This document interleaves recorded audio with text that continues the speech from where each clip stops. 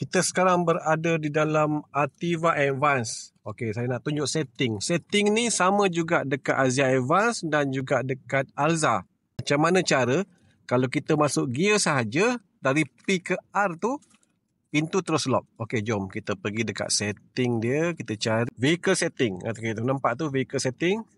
Enter. Cari dekat door lock. Okey, tu door lock. Vehicle speed lock function. Okey.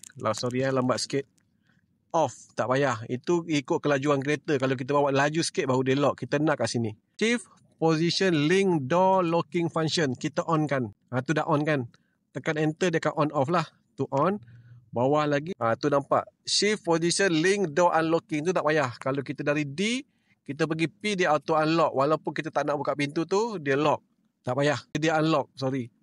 Pergi dekat sini. Unlocking when IG off. Iaitu engine off. Kita on kan. Okey, dah on So maknanya kita off engine je, automatic door unlock. Lagi sekali kita tengok setting dia Yang mana kita dah on dah tu.